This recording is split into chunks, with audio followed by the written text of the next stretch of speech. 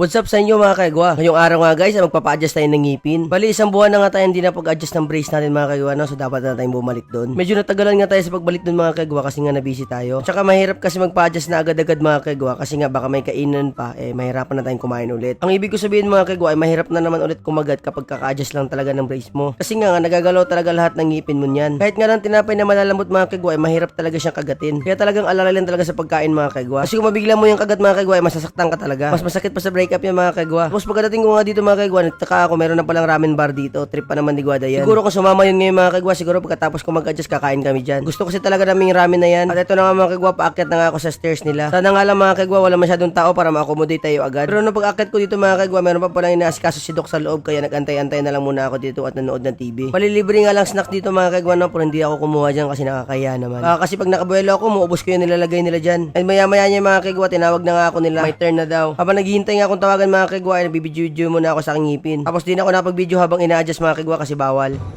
Tapos na. At ito na mga kaigwa, dumaan nga lang muna ako sa Sindalang kasi may pinapabili si Guada kasi pagdating ko dun sirado. Gusto niya kasi kumain ng taho na malamig mga kaigwa. Pero ang problema mga kaigwa, sirado, kaya sabi niya bili na lang daw ako ng tinapay. Kaya dumaan na lang ako dun sa favorite namin na bikiri, kina Cindy. Tapos yung nakamotor na dalawa niyan, pinara ko ngayon mga kaigwa kasi ipinatakbo nila yung motor na flat. Baka masira lang kasi yung bags nila mga kaigwa. Lalaki lang yung gastos nila mga kaigwa. Ay, nandito na nga ako sa bakery na Cindy mga kaigwa, bumili na ako ng ensaymada na nakaganyan at saka loaf bread, cream bread sa atin sa Bisaya. Maganda kasi dito mga kaigwa kasi malalambot yung mga tinapay nila dito, hindi mahirap kagatin. Tapos mura pa yung binebenta nila dito mga kaigwa. Bali yan dalawa na yan, 170 pesos yan. Good thing din kasi yan na lang yung pinabili ni Guada, malalambot yung tinapay, saktong-sakto nagpa-adjust tayo ng ngipin. Pero hindi ibig sabihin niya na hindi na tayo masasaktan, kaya lalay pa rin mamaya kung kakain man tayo. Dito na nga tayo sa bahay mga kaigwa, si Guada nakahiga lang dyan, pero sinabi ko gising na dyan kasi kakain ka na. Bangon pala yung gusto kong sabihin mga kaigwa. Kaya yan, kumain na nga si Guada mga kaigwa. No? Ngayon nga nag-asawa na kami mga kaigwa, isa lang laging nasa isip ko, a happy wife, a happy life. Ganun lang yung mga kaigwa, kaya lahat ng gusto niya binibigay ko na lang para wala ng discussion.